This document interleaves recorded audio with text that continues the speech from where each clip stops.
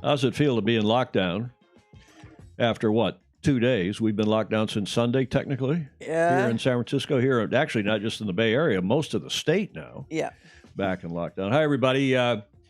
Nonetheless, we are pressing forward with TFE Live. This probably is the last show on YouTube. We're going to try to co-stream it, but by popular demand, and we look for your comments now, but I ask you, before we move forward here, whether you'd like us to go back to Facebook. A number of you with whom I've spoken since the Friday show have said, yes, please.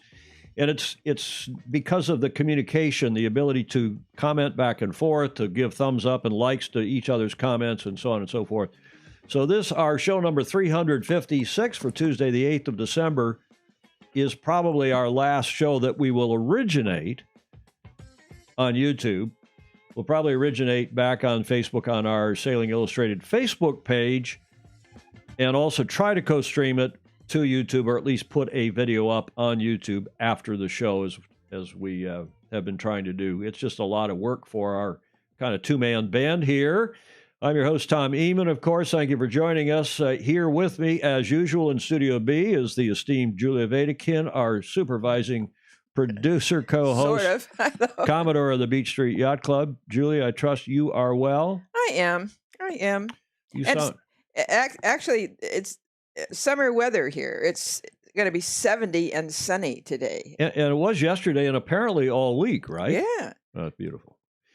And we got a little roofing. It's warm here in the studio because we got a little roofing going on at the townhouse next door to us here at the Beach Street Yacht Club in San Francisco's beautiful Marina District. Welcome again to the show. It's a newsy show. We have a lot to cover, so let's get on with it. Julia, you like to say, however, don't miss the opportunity to like, share, and subscribe, and push the bell if you want to get notified. Yeah, indeed. And that's whether we're here or over on Facebook, if we go back there, which is the plan, as I mentioned, to go back there on Friday for Friday's show. We'll continue Tuesdays and Fridays at 1300 Pacific, 1 p.m. And we hope you will comment as well, because the comments help us on either platform, both platforms. And also join us on, thank you, a couple of people since Friday's show have also signed up via Patreon to become patrons at patreon.com/join/sailing illustrated. We appreciate the support. It is viewer-generated, viewer-supported media. We have the odd sponsor. Not that the sponsors are odd. Well, some are. No.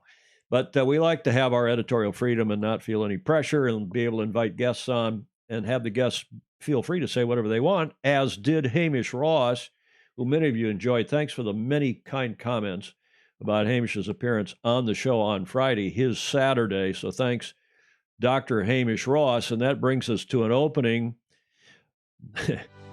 Bravo Zulu, Julia. You know what happened on his Saturday. He was under some pressure from his partner, his girlfriend Samantha, to get on with life down there in Auckland because they were having a bunch of people over for Hamish's 60th, ostensibly at least, his 60th birthday party at their home in Auckland. And here is a photo that one of our FOSI sent us, Samantha Wynn there on the right, and Hamish dressed for his 60th birthday party. Little did he know, or so I'm reliably informed, Samantha had planned a wedding.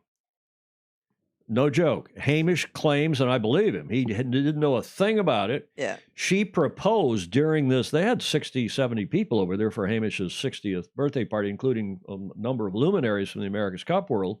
I think all the teams, in fact, were represented.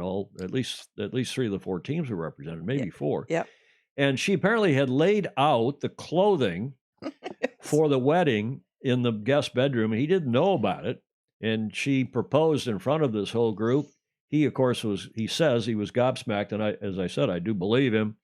He went in. She said, well, then you've got 10 minutes to change. And he went in and changed into his Scottish finery, Hamish being the Scot descendant that he is. His son's there in their clan attire as well. And the wedding proceeded. Samantha had teed up a judge, a wedding celebrant, as they call such people in New Zealand. And they went on to get married and have a cake and take the pictures. And by all accounts, Julia, a good time absolutely was had by all, right? Yeah. Everything about it was really well done, including the cake. Look at that. Yeah. So a 60th birthday party combined with an unexpected wedding. Bravo Zulu, congrats to them both. We're really pleased, really proud of them, delighted for the new Dr. and Mrs. Hamish Ross. Yes. Bravo Zulu. Really lovely. Okay, let's see who's here, Julia, and say hi to everybody because, again, a lot of folks on here already. Cape Town, Villamora, where John Emmett is. It looks like most shows are now getting 500 to 1,000 views in the first week, so we're getting there. Yeah, we're getting plenty of views, Facebook views, which are minute views instead of 3-second views, but that's not the point. The point is that people have said, we'd really like the commenting and the sense of community that has developed, thanks to all of you here on this show, because you can get yachting news lots of different places, and you don't have to sit through a 2-hour show to get it. But it's nice and up close and personal, and friendships have developed among many of you who didn't know it. We didn't know a lot of you either. So like Ted Ryman in Cape Town, who's on here almost every time. Clark Chapin, who's on from gray overcast Plymouth, and on and on and on. Stephen Suchia, Cincinnati. Hi, y'all, from San Francisco, not far from J&T, a fog machine. So fog machine, when we go back to Facebook, if you're going to follow us, we'll know your real name. Howdy, partners. Wet Hog says on the East Coast, interesting news out of World Sailing. It is going to be a good show. Yeah, that is interesting news, John. I saw you posted the press releases, and so we'll cover that. Mark Reed's in Grand Rapids. Mark, thank you for your support. He's one of our newest patrons. We have Patreon. Good. Thank you, Mark Reed. Nice necklace, Julia. Stingray, who's a secret admirer of yours. Oh, well, I'm an admirer of his too, so it's okay. A little bit of sad news while we're looking through here. I don't know if my mom is on here yet, but we talk about COVID on this show. And just to mention, I've now been one of my youngest brother of the 5 Ehman kids. I'm the oldest. My youngest brother, who's 57, has contracted the croutonnic COVID, and hopefully he will be fine. He's a big, strong, tough guy, and we're going to send our thoughts and love and prayers out to Martin Ehman, my brother in Michigan, in Ann Arbor, Michigan. Hopefully he will be fine. Dropping YouTube as a broadcasting platform, Sailing Swede asking, no, we're going to try to do it both. If we get the cash and we get the technology sorted out, we'll do it co-stream. We'll stream it both to YouTube as well as Facebook. But again, by popular demand, many of you have been saying one-on-one with me, and then I contacted a number of you since the Friday show about where should we do it. And a number of you said, yeah, go back to the Sailing Illustrated Facebook page where we had been live streaming it. And there's some other minor advantages, but YouTube is also that great search engine, and we'll do both. There's Bulgaria, Ivan Grekov, who is the head of the Team Bulgaria for the SSL, the Star Sailors League. Nice to see you on here. John Ferris is in Fort Walton Beach, and Jonathan Frank, of course, in Galveston, Texas. Galveston, wasn't that a Campbell? What was his name? Yeah. Glenn Campbell, right? Yeah. It was one of his songs. I got married the day before my 50th. It was a 50th birthday present. Gordon Smith is saying. Oh, yes. Emmett is saying, very sad that the USA will exceed 300,000 deaths this week. Very best wishes to Mark. Hi. Yeah, Martin, my brother Martin. Thank you for that. Appreciate it. Pulling for Martin. Dogzilla is saying, okay, all aboard. All aboard. Here we go. And let's jump right into the cup, because today, it's Wednesday down there now in Auckland, but today, Tuesday, the 8th, has been the first day in this 36th edition of the America's Cup that the boats have hooked up, have practiced together, and it was quite a show by all accounts. Here is a very brief video from the organizers via americascup.com with only 9 days to go. I think they're going to issue one of these now every day. 9 days to go to the ACWS, America's Cup World Series Auckland, which starts on, as you all know, on the 17th. Have a look.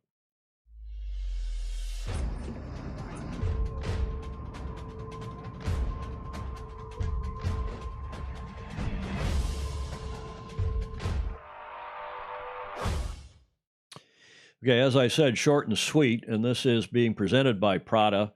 All of this racing. Prada's the overall sponsor, not only for the Prada Cup, the Challenger Selection Series, but also for the America's Cup itself when it starts on Saturday, March 6th. Okay, here now is a video released by Team New Zealand this morning after yesterday's epic day. They were quite, and you'll hear why in a moment, but they were quite jazzed, chuffed, as you would say in the British Commonwealth world, about their day on the water. Pretty exciting day and a bit of a milestone in the campaign. Yeah, today's the first day we actually get to line up properly with another AC75. So, for us as a team here, it's been over 3 years in the making. It's a good opportunity to take that next step in progression. So everyone's looking forward to it. For everyone, there's the excitement of seeing how you've gone in terms of design and development and so forth. The whole of the yachting world and more are watching and looking at this thing, and it's pretty cool, especially on home waters. And you look at today as a sailing venue, and you couldn't get better. Really cool to see. These boats were spectacular. And, the closing speeds is phenomenal. Bit of a slow start with some of our pre-starts, and obviously some things to work on there as far as our timings as well. But all in all, huge lessons. Yeah, that was a pretty cool day. Beautiful breeze, sort of 10 to 15, 18 knots. So obviously entering into the start box with these boats is quite challenging. Had a lot of practice by ourselves, when it happens for real like that with the actual start, start box, all the timings and whatnot. It takes a little bit to get used to. So we had a couple of bad ones, a couple of all right ones, but all in all, lots of good learnings out of today for us. So it feels good to have it under our belt. Yeah, I think that's certainly TNZ's very positive outlook on the day, and we'll read Richard Gladwell's article, or at least skim through it, because he wrote about it as well, as did our newly reestablished Magnus Wheatley on the Rule 69 blog. We'll get his views as well, his take on the day's events on Tuesday, the 8th of December. The first time in this edition of the Cup that the teams have finally and actually hooked up. This is just a video, no audio with it, or a little audio from stuff.co.nz showing you the boats, and, you be the judge.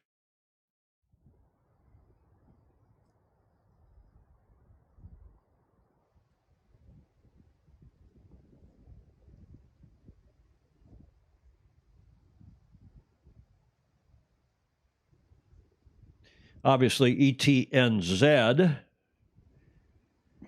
here in the they practice starts. They originally had the starting box to themselves and did several practice starts. Ian Murray, who is the regatta director, there on the water with his race committee, getting practice in for the not only for the race committee but also for the television. It'll be interesting to just see how. Here we go. Watch this, Julia.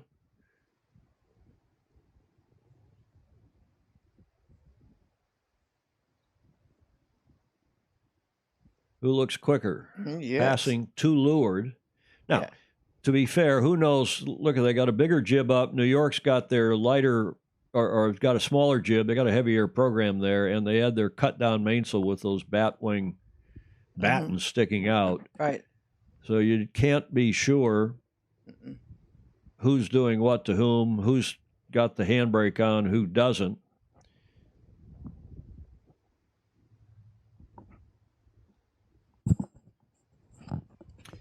Luna Rossa Prada Pirelli with a small jib.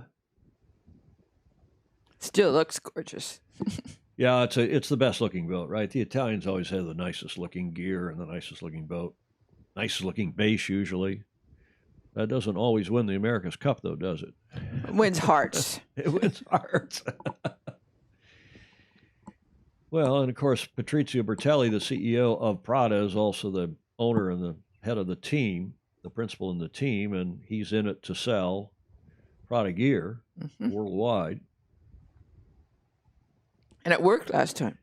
Hamish Ross saying, thanks, Tom, for the Bravo Zulu. Well, Hamish, thanks to you for coming on the show. Once again, you were a very popular guest, erudite, and thanks to stuff.co.nz for that video of the teams. But it gets better here. This now is a video. Do you know who these guys are? These are two of my favorite guys, big picture, long term in the Cup and in match racing. Cam Dunn, with whom I've done several campaigns, and Chris Steele. And they have become the on-the-water commentating team for a very good website, a Kiwi website called Live, Sail, Die. And they've been up again, down again, up again. But the two of them, that is Cam and Chris, now look like they're going to be on the water doing a lot of coverage for Live, Sail, Die. This is a longish video, 6 minutes, but I think you will enjoy every second of it. Have a look. Alrighty, so we're just out here on the first official practice day with the AC Racing, and we got to see three boats tearing up the race course and some pretty impressive performances of sailing. The breeze was kind of northwest around 13 to 15 knots when we first got out here, and then it died sort of right down to probably as low as like 7 or 8 knots at times. And yeah, it was definitely interesting to see how the performance of the boats changed throughout that range of breezes. Especially when they got caught out with the wrong headsails on, and mainsails may be different as well. So yeah, it was pretty interesting, Cam. I don't know what you thought, but the Kiwis were looking pretty quick across the range, and American Magic was definitely looking good in the breeze as well. Yeah, I think if you're a Kiwi fan after watching today, you'd be pretty happy from what we saw today, especially in the lower wind ranges against American Magic. They looked very strong. It did look like the Americans had a few problems keeping her up on the foils in those pre-starts, and you know, once that happens, she's a tough old battle back. Yeah, we got to see a couple of interesting pre-starts as well. So sort of early on in the day, the trend seemed to be split tack starts with Emirates Team New Zealand and American Magic, but later in the day we got to see some closer action between Emirates Team New Zealand and Luna Rossa Team Prada. So yeah, some really tight action with both boats starting down towards the pin end within, you know, just meters of each other, and pretty good chance to check the speed. And I think, like you said, we're pretty, you'd be pretty happy if you're a Kiwi fan from what you saw early on. It's still early days, but yeah, definitely some strong signs to start with. Yeah, if you thought on day one they'd keep far apart from each other, that was definitely not the case with Team New Zealand and Luna Rossa. Yeah, as you say, starting within a quarter of a boat length of each other at the pin end. Both starts, Team New Zealand managed to hold Luna Rossa all the way out to the boundary exclusion zone, and then controlled the situation from there. Looking to have pretty nice speed and you know, some quite nice techniques of how to stay off to windward there. What did you see there? Yeah, well, definitely. I think sort of both starts, you would have thought at the time of the gun it was Luna Rossa who maybe had a slightly better position, bow forward and very tight to leeward, tucked up underneath, and you sort of thought it looked like it was going to be very hard for the Kiwis to hang in there, but they managed to sort of gauge off to weather and then put the hammer down and sort of start rolling over the top. And by the time both boats reached the boundary, it was a simultaneous tack and almost identical both times. They ended up directly to weather and on top of the Italians. So definitely, like you said, strong, convincing signs early on, but it's so hard to know with all the equipment that these guys are using, different head sills, we said, different mainsail setups, foils. There's so many different things that go into it. So, yeah, like we said, you can't read too much into it on day one, but definitely, yeah, it was some cool racing, and we got to see quite a bit here. Yeah, and I guess we shouldn't forget to tell you a little bit about Ineos. Team UK have had a pretty unfortunate time. You know, I'm sure they've been looking forward to this day as much as everybody. Day one to get out here and line up against another team, and unfortunately they've obviously broken something. What they've broken is anybody's guess right now, but they've certainly, since we've been out here, they did not sail at all, and they've had a very slow tow back up the harbour, so I know they'll be really disappointed. You know, you've got your only limited days where they can line up and check out how they're going, and they've lost opportunity number one. Yeah, absolutely. That could be quite crucial, obviously, for them, looking at how they could have potentially stacked up against the other teams. So unfortunately for them, it's just going to be a matter of trying to touch base with the recon boats here, and they'll get all the information that they can back to the sailing team and try and go over some of that analysis tonight. But I mean, unless they know where they stack up against, for example, the Americans who did get a line up with the Kiwis, it's quite a big opportunity to miss, so they'll be very disappointed. Yeah, for sure. And Team New Zealand, Luna Rossa and American Magic are all going to go home with plenty of data, plenty of good information, real life race starting for the first time in their campaigns. You know, Luna Rossa, Team New Zealand did 2 nice pre-starts. I think Team New Zealand, American Magic must have done 6 or 7 and through quite a different range, trying different techniques. You know, you really can't take a lot out of it in day one, but as we saw, I think overall, Team New Zealand would, I think, be going home probably the happiest. Yeah, and I think just on that as well, obviously, this was the first time that we saw any sort of real proper starts, and we saw a bit of a mixed bag. You know, we saw a lot of boats sailing into the box with 2 foils down and kind of sailing dead downwind for a 30-40 second period before turning up and a time to run back to the start line. And there was a little bit of a lead and push situation in the last 30, but I definitely feel like there's a lot more to come in the pre-starts, and as these guys get to start to do a bit more with the Christmas Cup and moving on into the Prada Cup, you definitely feel like there's different tactics that are going to come out there, and who knows what's going to be the play or the norm when it gets to that point. Yeah, day one doing it, you can only chase your chase boat around so much, and you know what they're going to do. Yeah, there's a lot to learn in these pre-starts, and you know, when we first came out, we saw them doing those split tack starts, which was an interesting development, and then that all tend to go back to the more textbook, I guess, if there is a textbook in these boats at this stage. But you know, a bit of pushing. Team New Zealand probably doing a bit more of a longer distance timed run at the line. Luna Rossa having a bit more work to do in front of them, but obviously really wanting to try and work to win the left. So yeah, really, really interesting day one, and yes, certainly looking forward to getting out here again on Thursday and seeing what happens in different conditions.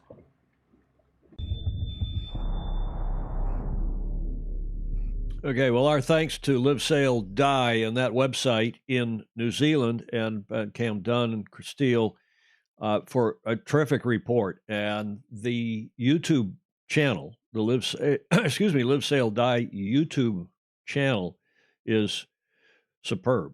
And it's, as I said, it's been a little bit up and down, hit and miss, but it looks like they've really geared up now with Cam and Chris, and we'll be looking forward to bringing you their reports. You can watch them directly on their YouTube channel. That gives us what?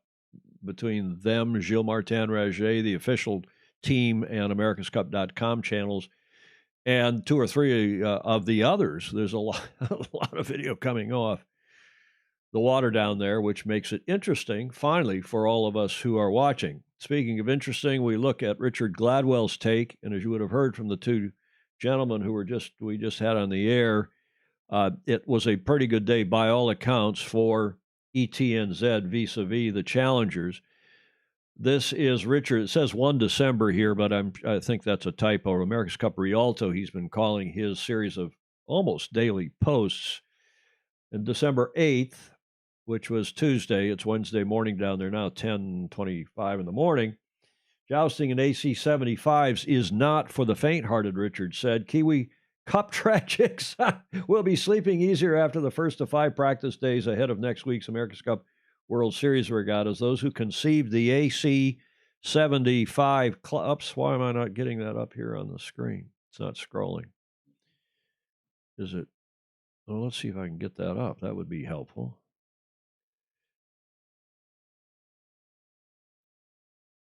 In any event, there it is, but not exactly what we had in mind.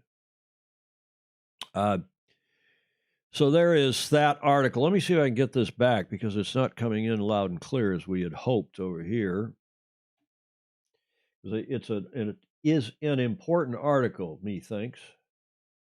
Maybe I'm just going to end up reading it to you. Those who conceived the AC 75 class, Richard is saying, and put this event together should also be allowing themselves a few moments of self-congratulations while the racing itself might not have been the most scintillating. Scintillating or scintillating? Which is the better pronunciation? You went to Stanford. Scintillating. Well, those of us from Michigan, we say scintillating. Public school boy that I am. All the ingredients are there, and fans got an insight of what is to come with an unscheduled pre-start Donnybrook between the Kiwis and the Italians in their final start of the day.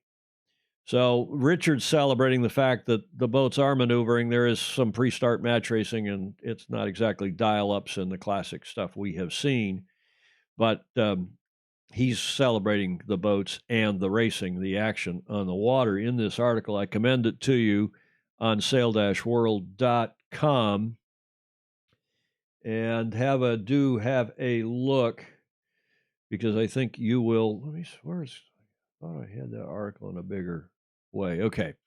But do have a look at the article. Dean Barker, sailing for New York Yacht Club, of course, is helming for New York Yacht Club. Terry Hutchinson, the executive director of the program, is on board as the skipper, as the head of the sailing program. But Dean Barker won the starts. Maybe that's from the time on the water that they have had, they New York Yacht Club American Magic.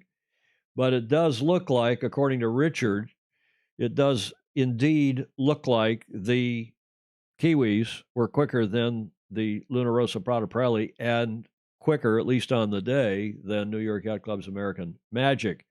And again, we've been telling you for some weeks now that at least since the launch of all the B2s, since ETNZ's B2, they look pretty formidable. That is Emirates Team New Zealand. And Julia, we have always said that the Defender has a big advantage in the first go-around because historically, we know the Defender has always won the first time after they've won the Cup and brought it back, except in 1987, when, as we all know, the Royal Perth Yacht Club managed to lose it on their first defense in the 87 Cup in Perth, Western Australia.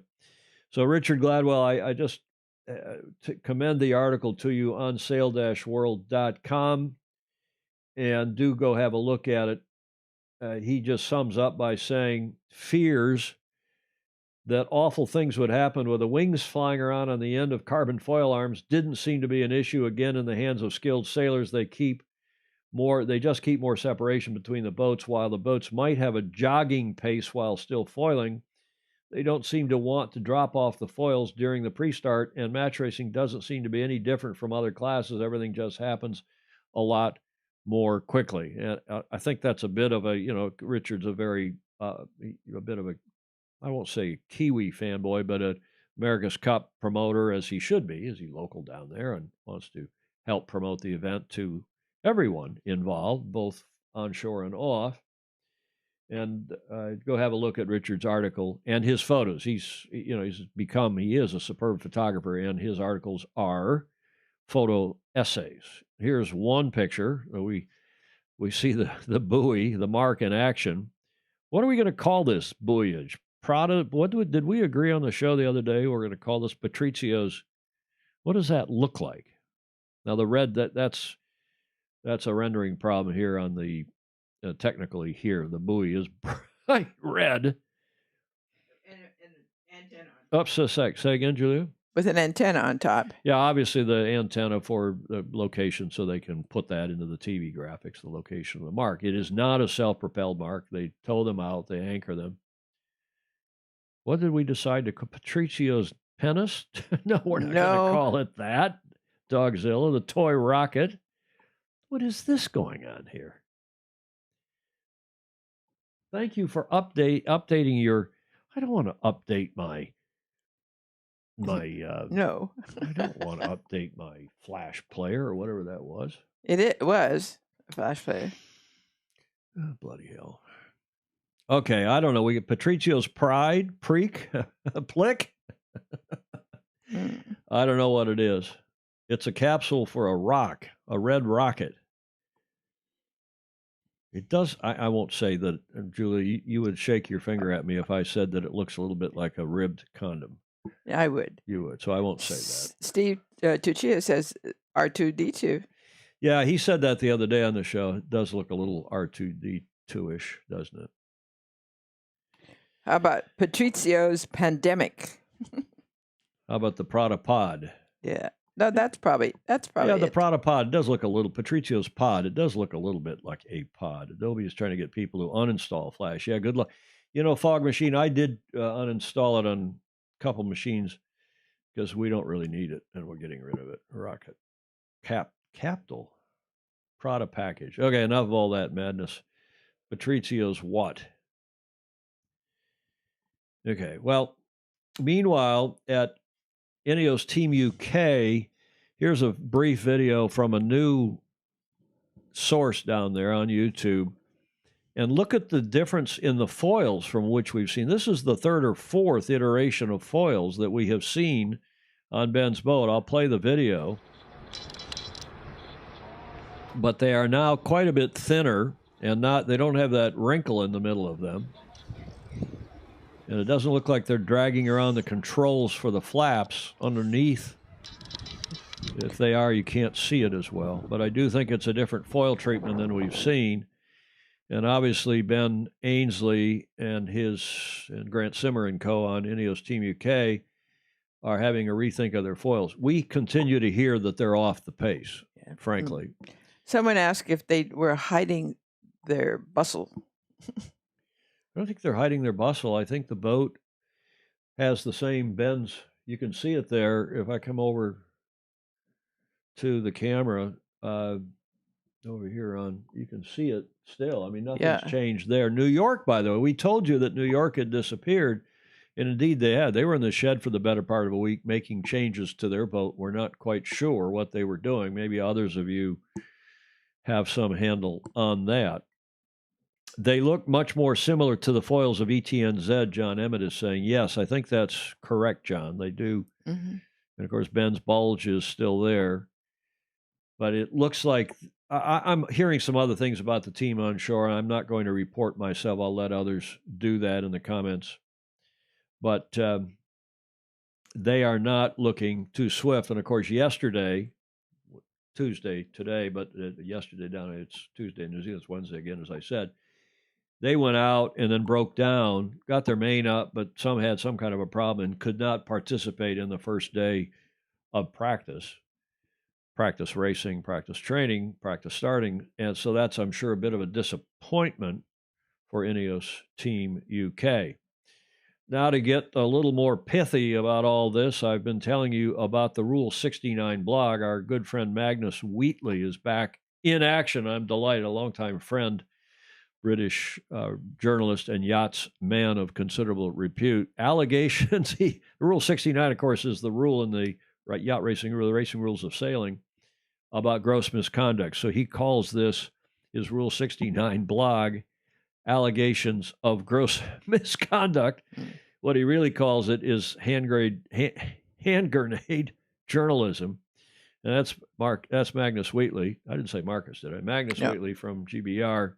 It is hand grenade journalism, and he loves to loft them in there almost daily, as he's been doing of late, and it's great stuff. And he's generally, I would say, quite accurate with what he lobs in. This is what he wrote about Tuesday's training. Back in 2003, I was asked for a prediction for the Cup final between Alinghi and Team New Zealand. I said 5-0 to the Swiss Kiwis, meaning Alinghi, and everyone laughed. The result, 5-0 to the Russell Coutts and Brad Butterworth show. So on the evidence of today's on-the-water tune-up races, what's my prediction? 5-0 to the Kiwis. Slam dunk, blackwash or whitewash, blackwash. Game over. The challengers are so far behind that this will be the easiest Cup since Russ smoked the hula being that appendage on the back end of the 2003 Team New Zealand boat that was a rule beater for the design and was supposed to make the boat a little marginally longer and slipperier in the back end. Turned out not to be all that helpful. Batten Kenneth says, I think I saw a photo where the bulge looked like it had been made sharper on the bottom. The Ineos Team UK bulge? Okay, well, let's go back and see what everybody else thinks. See if you can find us that video or that photo and send it to us. Meanwhile, back to Magnus Wheatley's scribing here. The challengers are so far behind that this will be the easiest Cup since Russ smoked the hula. To be honest, the challengers might as well pack up and go home. Te Rahude, which means flipping fast in Maori, it doesn't. It means sea spray. Sails higher and faster upwind and lower and faster downwind. It gets up on its foils more rapidly than anyone else and turns corners on a sixpence. It's just plain fast, no getting away from it, bloody awesome to watch. He goes on to say, Magnus Wheatley, in the lineup against American Magic, TNZ started slowly but just went through the gears and within a couple of minutes was level before easing ahead, going through the motions and not even putting the pedal to the floor. I would have said pedal to the metal. Mm-hmm. The Italians looked tasty upwind, but absolutely slow downwind. And again, TNZ just smoked past and once ahead, eased back, and cruised. A devastating performance and the clearest indication of just how far off the pace the challengers are. The only unknown is the pace of Raddy's Rita. That, of course, is Britannia, who suffered a mechanical today and sat on the sidelines watching intently with hunched body language, plenty of conspiratory huddles aboard the boat, and a dawning reality that this is a one-horse race. They all look beaten before the first gun has fired. Credit to the Kiwis, they are blooming good at this game. And, of course, they've either been in the finals of the LVC or in the Cup in every match since 2007, except for 2010 when they weren't in it because it was the D to Gift match. So they are bloody good at this game, and you got to give them a lot of credit. Indeed. That's Magnus Wheatley writing on the Rule 69 blog. It's not just rule69blog.com. It's on one of the blog sites, I can't remember the name, but just Google Rule 69 blog and you'll get there immediately, as I did prior to the show. He's not using Wix. He's using, can't remember the other big platform for websites that Meg uses, actually, my daughter. Julia. Couple of comments. Clark Chapin says, actually, Rule 69 was retitled as only misconduct in 2017. It now covers a wider range of wrongdoing. Okay. Maybe Magnus is a bit behind the Racing Rules Times. He needs to just retitle his blog Misconduct. Allegations of misconduct rather than gross misconduct. Dogzilla says in an interview with Justin Chisholm today. Dustin Chisholm. He said, an American Magic project matter, that the foil changes are longer than an overnight operation. They take 2 to 3 days. Yeah, that makes sense. So that's, again, that's why you cannot, the rules, that's one of the reasons why, because the rules don't allow you to change. You have to present your boat for measurement, 5 days, did we decide? 4 or 5 days out from the start of a given series of races. And then you have to stay in that configuration for the duration. What else? Yeah, it is WordPress. Dogzilla Monster. It's not Wix, it's WordPress. So it'd be what did I say the name of his blog is? Rule69blog.wordpress.com, I guess it is. Who has the URL for MW rules? Okay, James Bland. Another cup with the Challenger Series being the moral final. Well, that's a good question, Sailing Swede. We shall see. Wow, that is a big call. John Emmett is saying, yeah. And again, I haven't made that call. That's Magnus Wheatley. But I will say, to be fair, there's a lot of folks who are more or less convinced that what we saw yesterday, we have been seeing now for some time on the water. And anecdotally, at least, people are saying that ETNZ has a leg up, that the Brits are a leg down. Is that I've never heard that expression. I made that up. A bit handicapped, or a bit off the pace, shall we say. And then it'll be interesting to see how Luna Rossa and New York Yacht Club's American Magic shake out. But they both seem to be more or less on the same pace, and you can look at their hulls and foils and maybe figure out why. I think the determining factor will be who gets damaged. Damage? What do you mean? Well, I mean, has equipment failure. You think? I think they'll be pretty robust and sorted out. I hope you're wrong, but you could well be right. To finish first you have to finish, and you can't have too much more of what the Brits suffered yesterday. You've got to. But in fairness to all these teams, they have gone through the COVID and have gone through the changes. Oh, yes. Whole thing that they shipping the boats, not shipping the boats, flying the boats. By the way, I don't think we mentioned it on the show. That whole Antonov 124 fleet, of which there's a couple dozen of those planes, maybe not that many, they were all grounded just a couple weeks ago. I don't think I put it on the show. Ted Ryman or one or a number of the FOSI told me that, mentioned it, and they have grounded that fleet. And imagine if that had happened before these teams managed to fly their boats to Auckland. Anybody else with a comment here? Kiwis faster. Oh, yeah, Jody Shields chiming in here. Kiwis faster, higher, quicker turn rate, less time with two foils in the water than the other team's AC winner. Jody Shields making the call already. Who are we doing the heavy lift transport? Yeah, Gordon Smith, why not? Okay, the format we've told you about. And just to reiterate, the white here on the left are the rounds robin. It's 3 days of rounds robin, the 17th, 18th, and 19th of December. Each team racing the other two teams twice, each of the other three teams twice, so they get 6 races. And then based on win-loss and any penalties by the umpires, the top team goes up here into Team A, and they will race Team D, the 4th place team. Apparently, it's not, as in a lot of match race, Congressional Cup and the Bermuda Gold Cup and so on, you get to choose, if you're the first place seed going into the semifinals, you get to choose which of the other 4 teams. Apparently not in this case. You will go in first against 4th, second against 3rd, first against 4th, second against 3rd, and then the winners of those 2 semifinal matches will go into the finals. The losers will go down into that consolation bracket to determine 3rd and 4th place. That all happens in one race knockouts on the 20th of December. It'll be here before we know it. Yeah, well, it's the 9th down there now, and it's the 17th is this first day of racing, so it's in only 8 days. I know. So I'm excited about it. I think the racing, everybody was excited to get out there in the water and see what was going on today. Apparently the race committee and the technical, the television, all that went well. I'm sure there were some things to iron out. And by the way, just to confirm what we've been telling you, it is indeed true that the television will be geo-blocked here in the U.S. You'll watch it on NBC whenever they decide to run it on one of their platforms, cable or digital. But they will for sure run it on the NBC digital platform. You have to pay $175, isn't it? $174.99. $175, and then you can tune into their digital platform. But that's the whole thing. That's the whole, yeah. The $175 is for this upcoming series in the so-called World Series and the Christmas Cup, and for then the Challenger Selection Series for the Prada Cup, and then the match. Right. Starting Saturday, March 6th.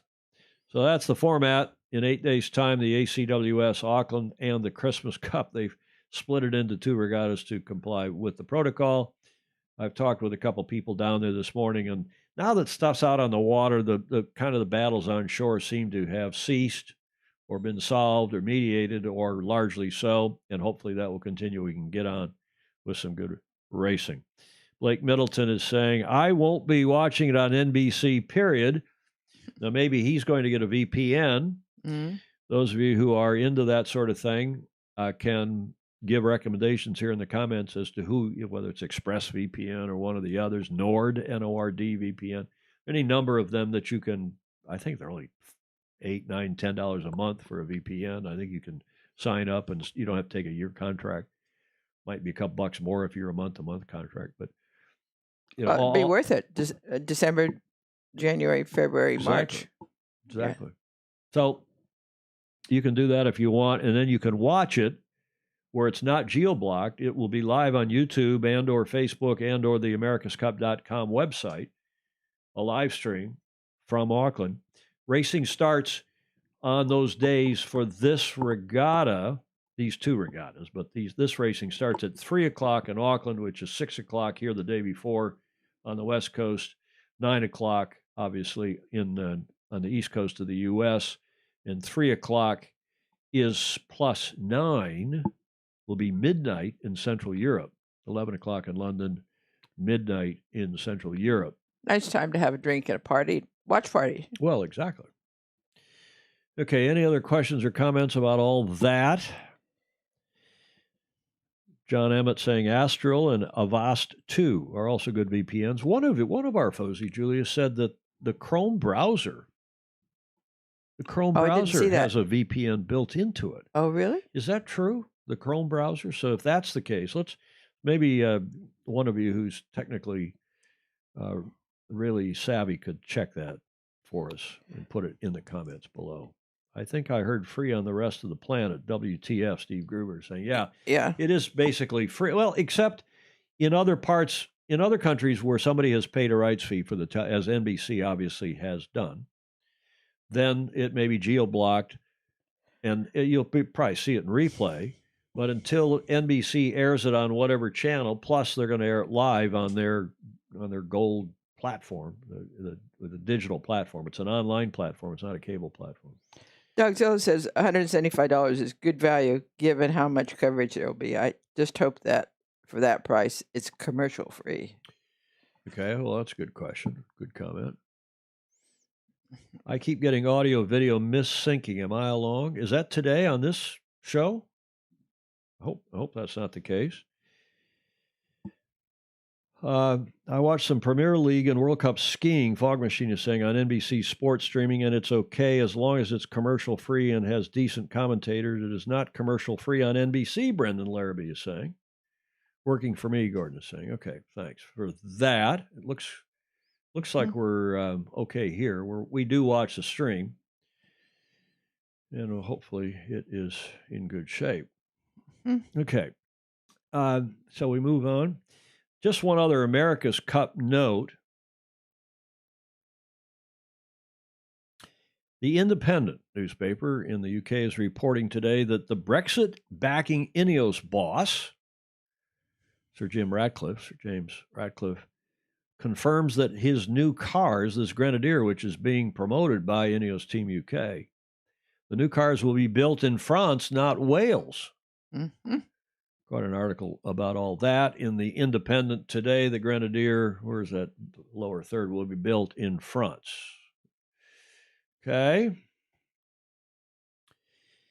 One last comment here before we leave the Cup. Gordon Smith, not a good look for the Brexiters. Fog Machine saying it might be commercial free on Sports Gold and with commercials on their cable channels. Yeah, I think so. That's normally the way they do it, but one never knows. They might slice and dice it and put it on NBC Sports Network, NBCSN as it's called here in the States. Who knows? Let's wait and see. But one way or another, I'm sure we'll all be watching it and then talking about it. Funniest news is that Ineos has bought a Mercedes. Yeah, Gordon Smith is saying, yeah, in that same article about to make this happen, they are going to manufacture an old Mercedes plant in France. Mm-hmm. I think that's hilarious. One other, the online YouTube broadcasts are supposedly, according to Grant Dalton, going to be free everywhere live. Well, they're not going to be free here in the U.S. That much we have confirmed. So that's our report for today's Cup Day, Julia. But they might be on if not totally covered that. The sports specials will cover it. Well, yeah, I think you'll see it. They'll slice and dice and put it on some of the other networks and on NBCSN probably, and we'll see where else it gets published or where else gets broadcast. We shall see. It's often hard to do a good television show of a sailboat race, and this is fast live. Yeah, this is fast enough and it's more predictable. But if you say, "Oh, just wait a half hour, we'll be back," they have to fill that half hour. Well, true, and that's why a lot of sailing is done in replay, is done, recorded and then played later. Okay, let's move on because there's other interesting news. With the Vendée Globe, it's now day 30 in the nonstop in solitaire, if you speak French, alone, around alone. And the headline today out of the organizers, 1 month, many lifetimes. Key points, 30 days of racing so far. Dallin into Dante-esque night, but his biggest lead yet, 3 Amoca generations head-to-head in the peloton, in the, we might have said, parade. Yeah. So that's all pretty interesting. That's interesting, yeah. Now this we've been telling you about. Of course, we covered and extensively the rescue, and then the retrieval, and now here is the video showing the offloading of Kevin Escoffier onto the French naval vessel. Oh, that's good. And have a look at this.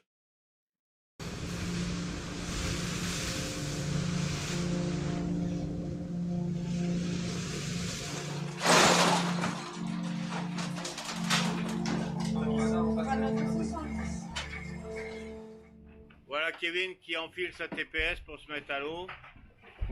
Donc voilà, il est arrivé comme ça, il repart comme ça. IMOCA Hubert, Je vous confirme un contact visuel.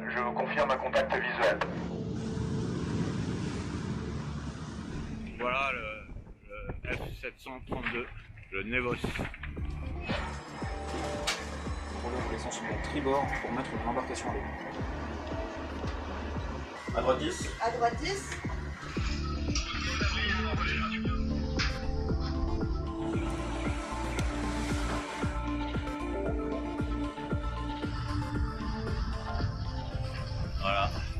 Voilà l'embarcation avec super.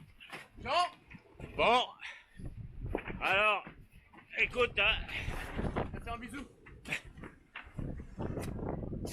Bisous Mackay, merci. Salut. On se voit ça. Compris pour vous, bon, c'est bon? Bah, t'as pas besoin de bout, tu vas nature.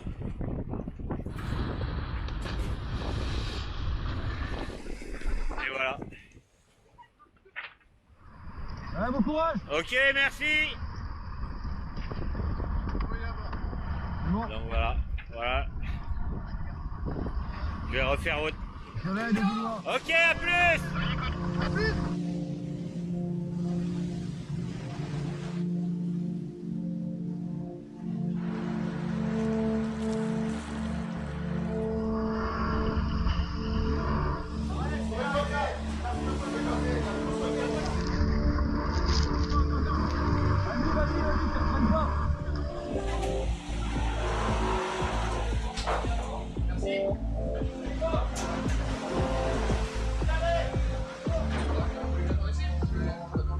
Deuxième fois que je me baigne dans les 10 jours, mais non, je suis content. Ça fait plaisir d'être là, ça fait plaisir de laisser Jean finir sa course. Et tout est bien qui finit bien parce que c'est pas toujours simple. On voit même que le créneau là, on a pile poil l'éclaircie pour nous, mais c'était pas gagné. I couldn't understand him. You couldn't? Voilà. Un peu triste, mais Jean. un coup tout seul, un coup à deux. Our mics are up, so careful what you say. Oops. Ciao et je vous embrasse. Okay, viva Jean Lecomte, fantastic. And what a terrific video that was. Oh, yes. Huh? Yeah, fabulous. I'm I'm feeling it. And I turned Julia's mic up because I thought she was going to say she speaks French, or at least certainly better than I, and she was translating here. I turned the mics off during most videos, and so we can commit or back and forth. But what a terrific video. Oh, yes. Again, that's all on the Vendée Globe TV YouTube channel, and there are beaucoup videos, both the live. They do a live update, and you'll see them on the website on the YouTube page in red, and then there's all of that. I keep saying a fire hose of videos coming off the boats that are in blue, and they're like this one. Just terrific stuff. Now, I have some other really interesting news. You remember when Ryan Braymeyer was with us on the show? Yes. Well, guess now they've seen him on our show in his erudite and terrific commentary, and guess now who is the host of, in English at least, the Daily Update. Oh, how nice. Have a look at this. How nice.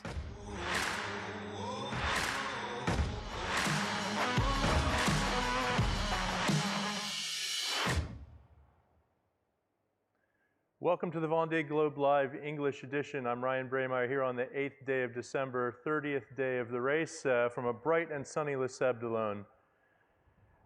Today we have a special guest, three-time Vendée Globe competitor Sam Davies, who's live with us.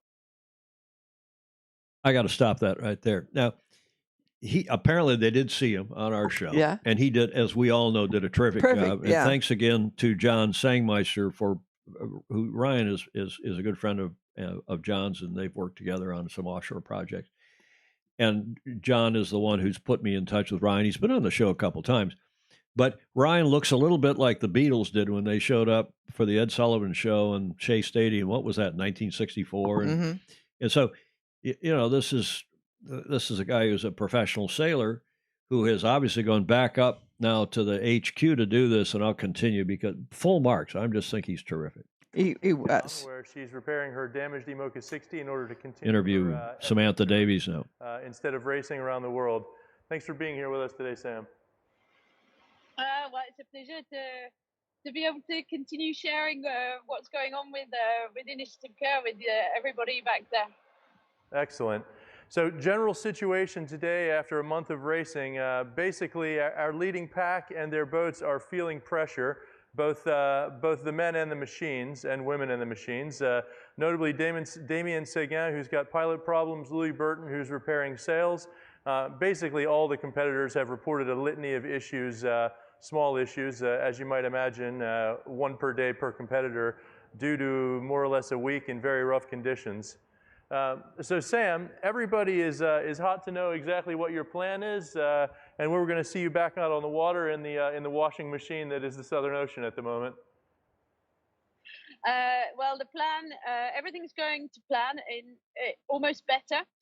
So we've brought Initiative Care into East Key Boat Yard in Cape Town, where the famous Manuel Mendes is looking after us, and we thought we weren't going to be able to haul out until Thursday, but now he's managed to create miracles, and we should be coming out tomorrow morning. The cradle, I don't know if you can see, they're building the cradle just behind me here, which is an old Hugo Boss cradle that we got left here a few years ago, so that's pretty lucky.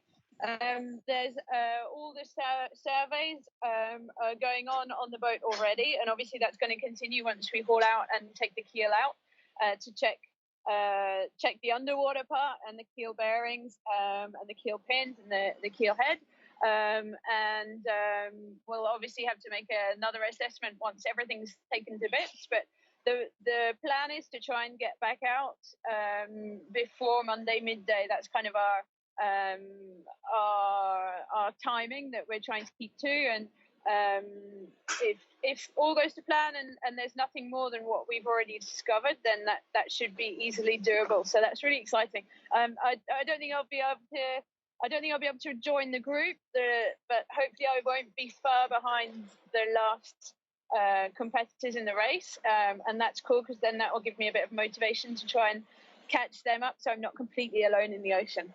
Yeah, absolutely. That sounds great. That's honestly better than I was expecting to hear, especially seeing the boat behind you still in the water.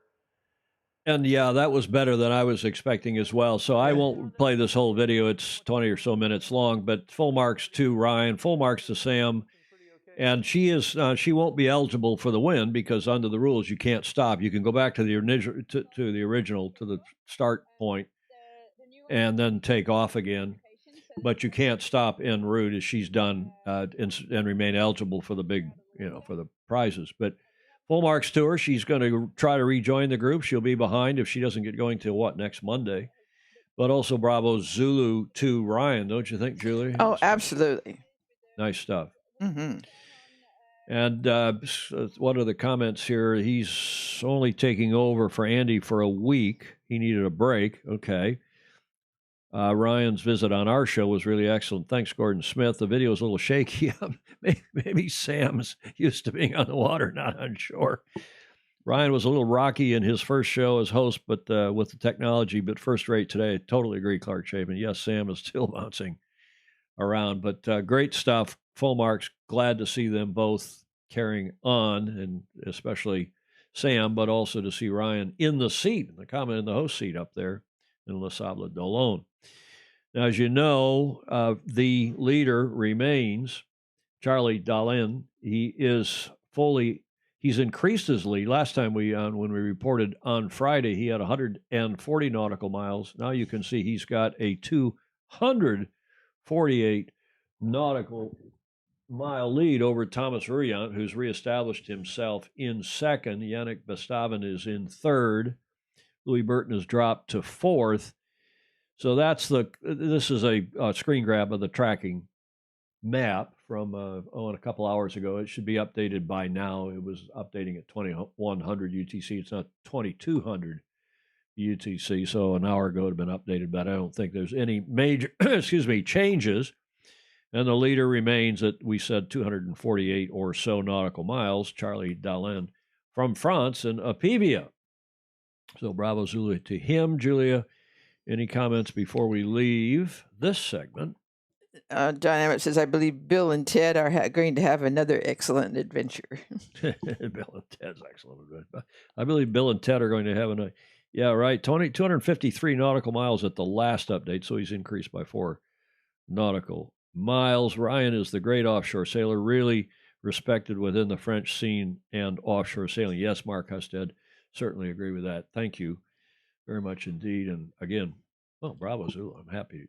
Yes, me too. That. Yeah, it's great. A little Olympic news, as you probably know. John Emmett grabbed this and put it up on his Facebook page a couple days ago. And the news, of course, is we've been telling you the IOC this week is meeting and taking all the event suggestions, recommendations from the various IFs, international federations, including World Sailing, and they have confirmed the World Sailing Program for the Paris Games, for the 2024 Games, with one exception. And, of course, it's the famously, what's the word I want? The double-handed mixed offshore event is controversial. Controversial. That's fair. That wasn't the word I was looking for, but vexed, I was going to say, be polite. But it is controversial. And this is an article that Mikkel Thomassen from Norway, of course, has been on the show. He's a FOSI Sail Magasinet.no. He's got an article. It's, of course, in the original Norwegian, but you can translate it if you go to his website into half dozen languages. He's reporting, as did finally in a press release, which was not nearly this. Well, World Sailing was quite a bit more optimistic than what Mikkel is saying.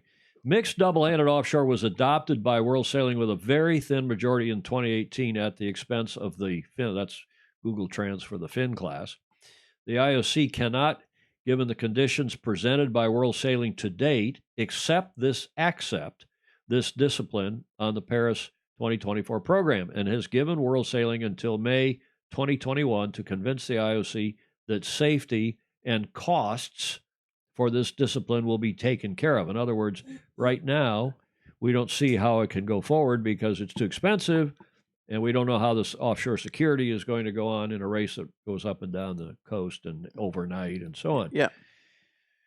So World Sailing said in a statement after the press conference that they will work to give the IOC satisfactory answers to their questions as soon as possible. Finn class is independent of the outcome of the Olympic program in 2024. Well, I'm not quite sure what that last says, some translation issue there with that last sentence. But again, by all accounts, if the IOC by the end of May are not satisfied that this offshore mixed gender double-handed race can happen, they will reinsert the Finn class and not take the recommendation of World Sailing on that event. What do you think of that, Julia? Well, it's big. Yeah, it is. We'll see. And maybe it'll sort itself out. But with the IOC, I mean, it's not even clear the Olympics are going to happen in Tokyo. They're running now an additional $2.9 billion because of COVID and because of the postponement and having to shift things around in Tokyo. How awful. And hopefully they will happen. Hopefully all this money that they're spending and the work to try to get the athletes and even some number of visitors I'm hearing and reading to get to Tokyo for the games. But that only leaves 3 years. Now we do that in the U.S. 3, but in Europe you do it like this, so you can always tell where somebody's from. That only leaves 3 years between 2021 and for countries. I'm hearing from the IOC and from people saying, well, we don't have time in a lot of the small countries to get our heads around this offshore event, even though you're supposedly going to not tell us what the boats are, and we won't have access to boats. But a lot of countries simply don't have access. A lot of MNAs, smaller countries, don't have offshore boats that they can use. They got lasers and windsurfers and maybe some 470s and so on. Kites. So we'll see how that all pans out. John Emmett, I'm sure, has got some views on all this, Julia. Yes, he's just saying about that. He says they probably need to have a revote. A lot of excited Finn sailors at the moment. Yeah, that would be great. I tend to post this stuff on the Training to Win group. That's John Emmett's, I think it's his Facebook page. And Gordon Smith, of course, is pointing out that the IOC have put breakdancing in. Yes. But you see, it's not called breakdancing. You see what it's called? No. It's called breaking. Oh. They don't want to call the Olympic event called dancing. Oh, gosh. Oh, no. It's called breaking. Well, and they did put it in. Well, Gordon Smith is right. Pretty athletic. Well, it is. And of course, the IOC, for whether you agree with it or not, they're trying to make the games more youthful, right, more urban. Mm-hmm. And they've added, rock climbing, although they're not calling it rock climbing. They're calling it something else. One of our FOSI will know. And then, as John says, and you just said, Julia, they probably need to have a revote at the World Sailing level before they go forward with this thing, because there's a certain amount of opposition. Oh, Dogzilla Monster says, I'd stop in Cape Town for the wine and the... Yeah, I know. Okay. That's back on the Vendée segment. What else? Individual synchronized swim.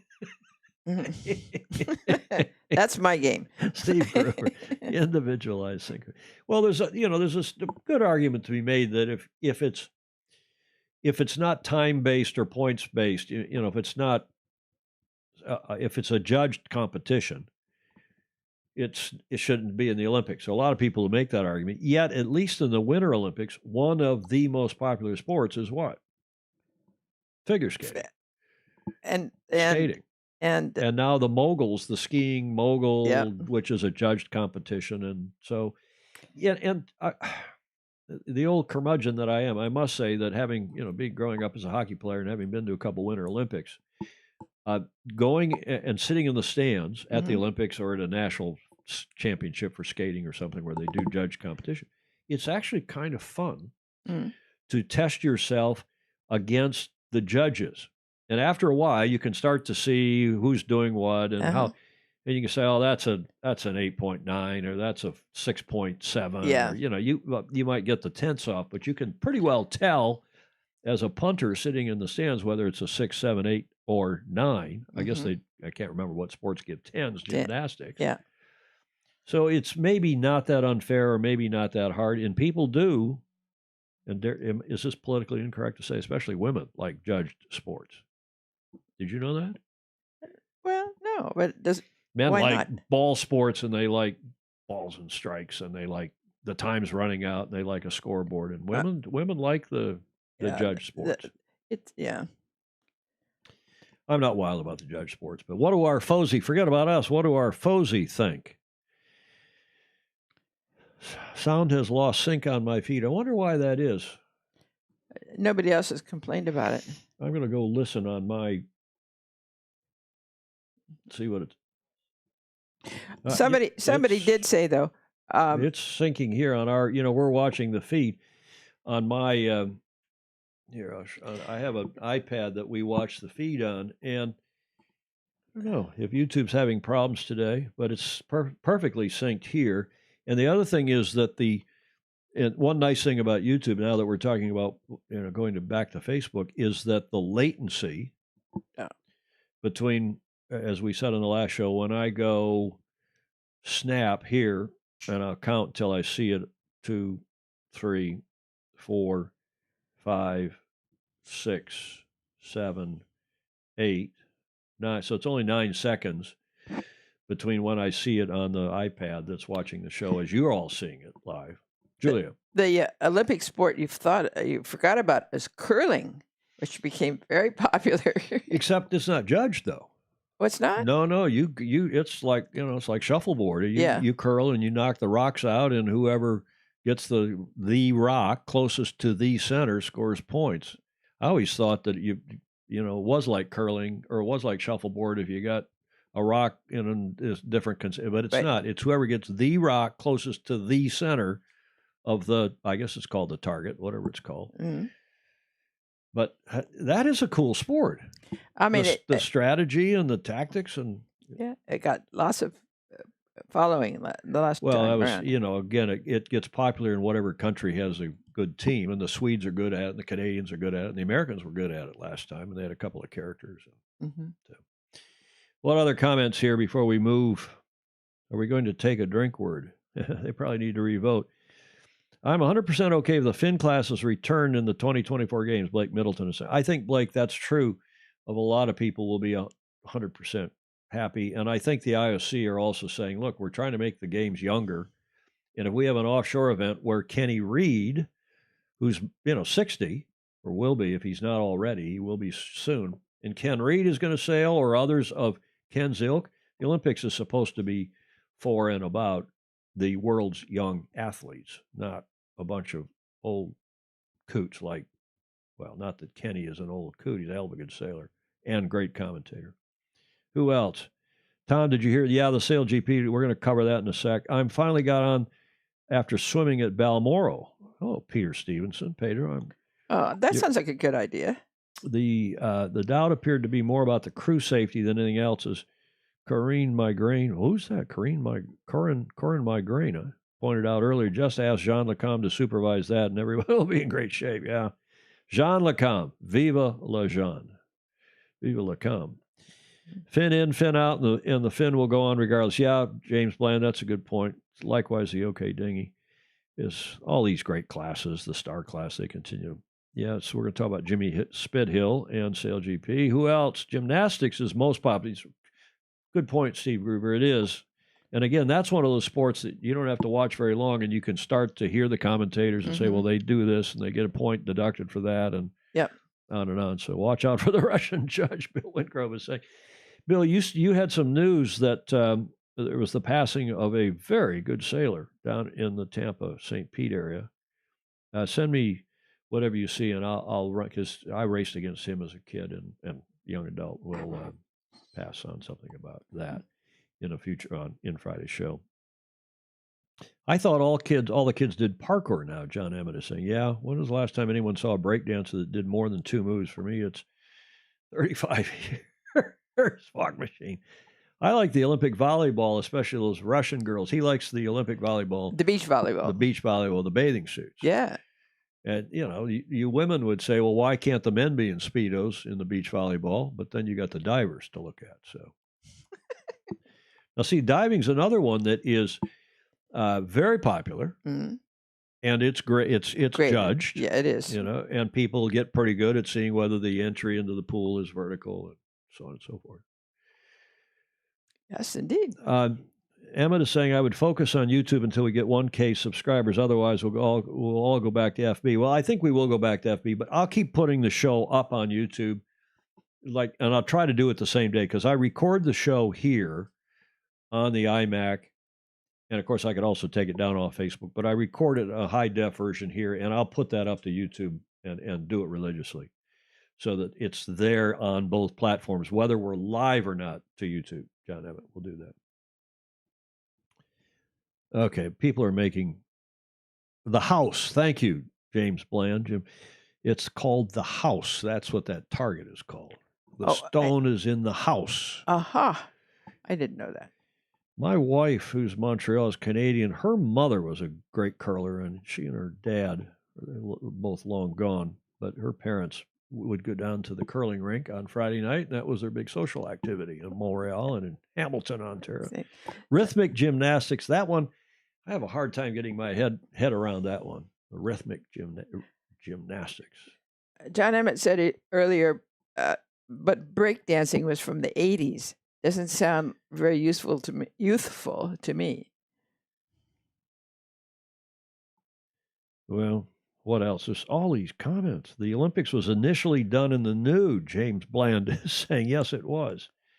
What was? The Olympics was done in the nude. Oh, yes, of course right? It was. That's okay. Let's move on. Bland, I visited Mount Olympia, but was asked to keep my clothes on. Gordon Smith. Even the 2016 games. Okay. Shall we press on here? This is the news you've all been talking about here in anticipation of it. Was press release this morning, and I'd heard it and was asked not to say anything about it. And of course, we didn't. Pretty much saving the news for the show rather than posting in advance. And if you see it somewhere, but the news, of course, is that Jimmy Spithill will take over as the skipper. It didn't say CEO in the press release, but Bernie Wilson interviewed Jimmy. In anticipation of this announcement in the last couple of days, and Jim will also be the CEO of the team. And before you get too carried away and say, well, Jim's an Australian, and why is he in this hyper nationalistic Sail GP? Well, let's read the Bernie Wilson article and then get your views on this. Jimmy Spithill, an article that appeared this morning at 8:35 in the morning. Pacific time. Jimmy Spithill has signed on as CEO and helpsman of the U.S. team in Sail GP, giving the Global League another former America's Cup champion in its stable of stars. Spithill is an Australian who even Bernie can't mention it can't write without mentioning Australia, who sailed in 3 America's Cup campaigns for Oracle Team USA, winning the first 2. His wife Jennifer is from San Diego, where they make their permanent home with their 2 that's why. sons. So, and they live down in Point Loma, and he's a member down there of the Yacht Club and San Diego Yacht Club. And they've got a couple of kids now that are American kids born here in the States. With Spithill taking the helm for the American team, Rome Kirby, who has been the skipper CEO, will shift to flight controller aboard the 50-foot foiling catamaran. The second season of Sail GP was delayed from 2020 until 2021 due to the coronavirus pandemic and will start in next April, the 24th to the 25th in Bermuda. And remember, they were to start here in they previously announced they were to start here in San Francisco, and we told you that was not happening.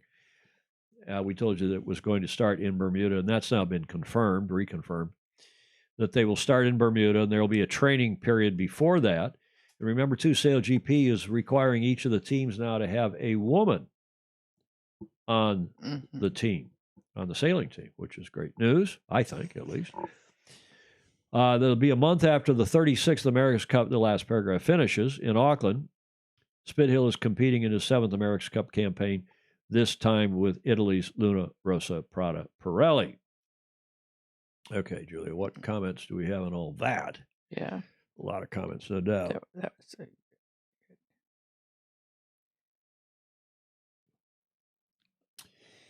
Does anybody think that's wrong? I'm a big fan of Bernie's journalism, Blake Middleton is saying.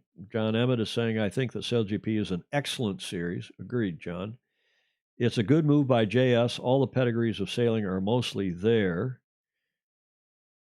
Sail GP kicks off more or less straight after the AC, so will be easy to compare. Yeah, that is true, and that is good.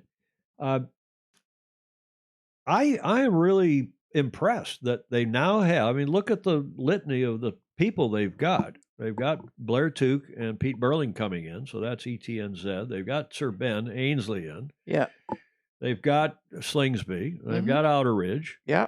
And now they've got Jimmy Spithill, who of the major current top sailors in the world, at least in the match racing, America's Cup type world, who is not in Sail GP now. Hard to you could argue about one or two, but Taylor Canfield. In fact, there was some thought he was going to get but Jimmy Spithill. This is big news, I think. Yes. Don't you think? Yes, it is. And he's a U.S. resident, and that counts. Well, he's more than he's really permanently established here. Right. Okay, so that's Bernie Wilson reporting via the Associated Press today. Bernie, of course, our good friend down in I spoke with Bernie this morning. Did you? Yep, he sends you his regards and everybody's regards. He, like everybody else, he says he's covering basketball games, not going to the games, watching it on TV, and then participating by Zoom in the post-game press conferences with whoever the players are. So he's, everybody else locked in and learning how in this COVID times to do other things. Okay, this day in history, this is water related in a sense, but it's really not sailing related. But I find this astonishing that this took place only 10 years ago. Today, on December 8th in 2010, was, it's one of these landmarks that goes by that with a little perspective, as some people would say, a little 2020 hindsight, looks and sounds like a big deal. Here's your first clue. The British journalist Stuart Alexander loves the word perspective.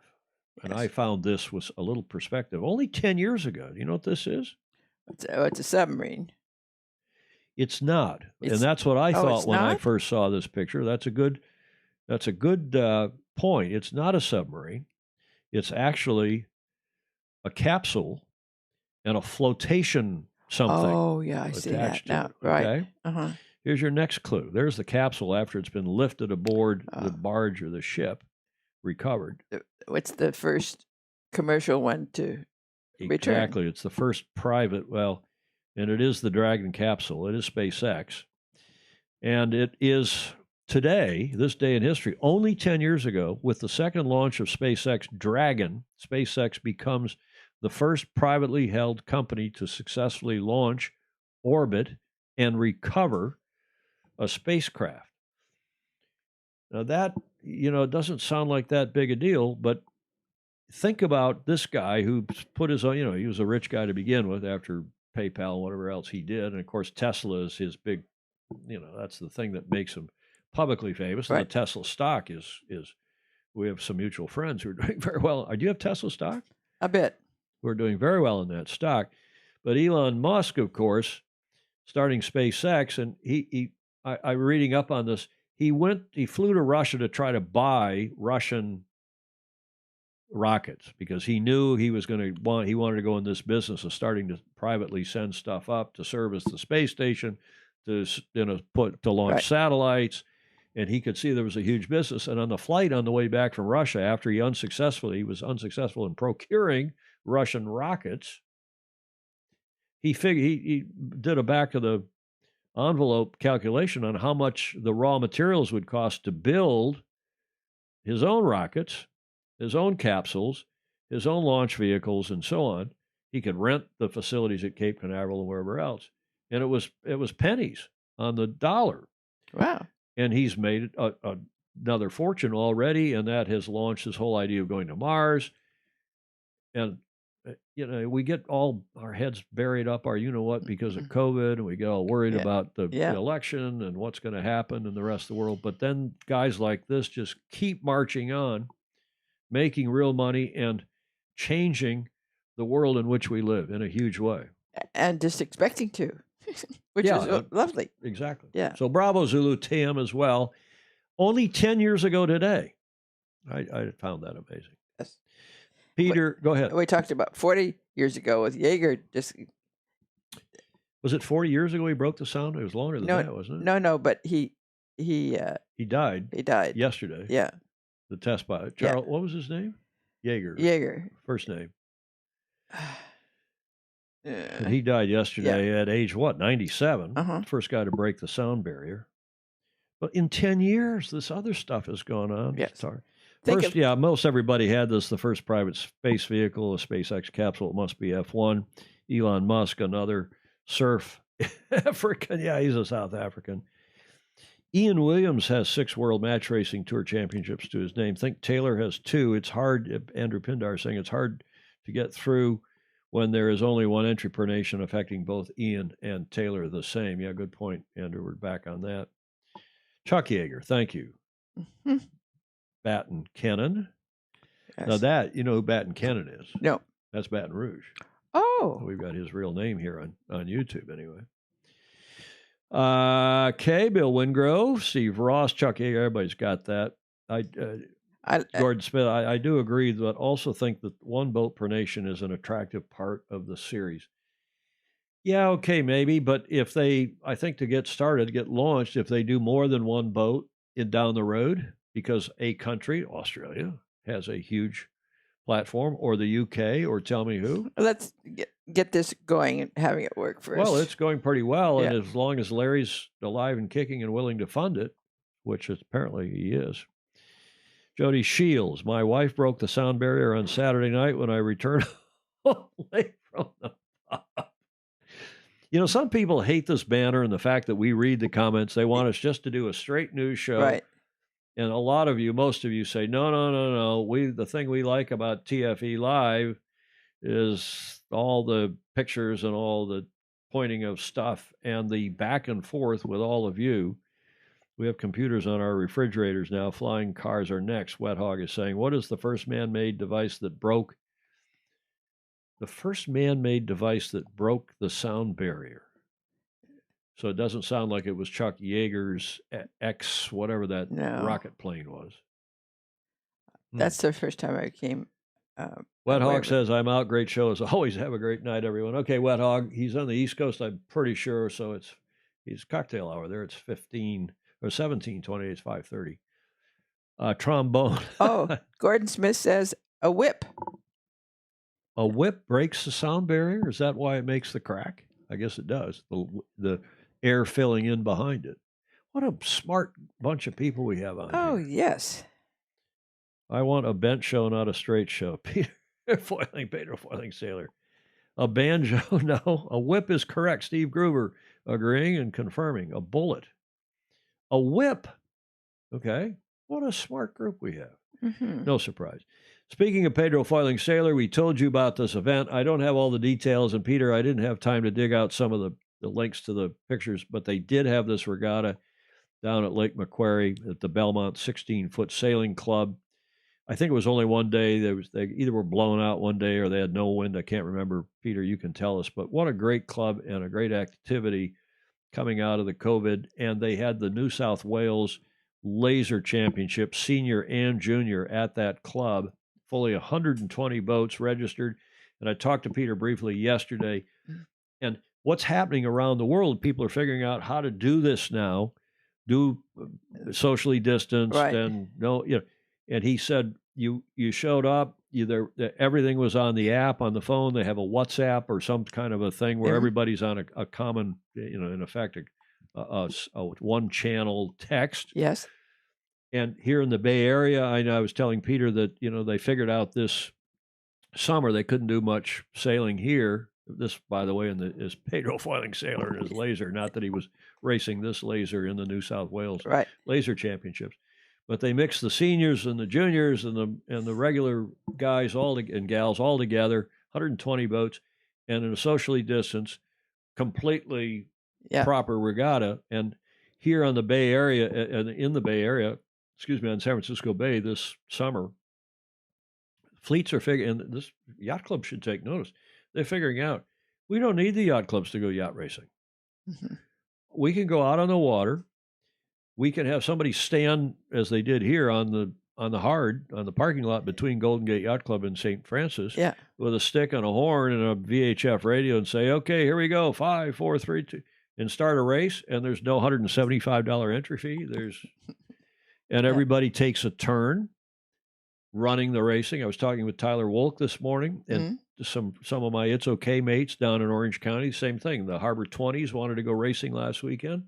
They didn't need the yacht clubs. They didn't need anybody, because the yacht clubs are saying, well, we're under these restrictions. We don't want to offend the authorities. So they go out with a couple of power boats that they own, or they commandeer, and they run the racing themselves. The sailors do, and everybody takes a turn in the barrel running the race, which is the way my little club, as Clark Chapin will attest, continues to do after 60 years, 70 years. Our club is almost 70 years old. And that's the way. One of the requirements is that you have to go serve on the race committee if you're going to be a registered racer and race for the Which year. is nice.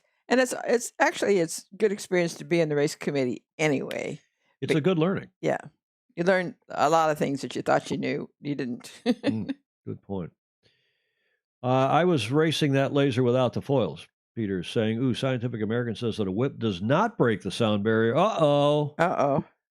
Mark Husted says the banter is the core. Mark called me over the weekend, said, he was one of the first people to call and say, you really need to move this back to Facebook. We're all missing the banter back and forth and with each other behind the scenes. I think they're telling, jokes about us, and they're saying, oh, there goes Julia. She needs another cup of coffee, or there goes Tom being a crouton again. Yeah. And God forbid he mentions Kim Anderson. What else? Rabbit starts work. Yeah, rabbit starts, but they're people like the traditional start between a race committee boat and a pin or whatever, but you can make it happen. Only a couple of years ago, the very first man-made tool was created away from the Earth. It was apparently a 3D printed wrench produced on the space station. Interesting. Mm-hmm. Do I get a prize? I think Gordon, I don't know if you get a prize. Is that the whip comment? Yeah. Rabbit starts work. Bring on the race committee helps you as a racer, Clark Chapin is saying, and being a racer helps you on the race committee. Indeed. Fog Machine raced against almost every Wednesday evening on San Francisco Bay this summer, but it's not the same when you can't get a social beer with your mates afterwards. I agree with that. We'd all agree with that.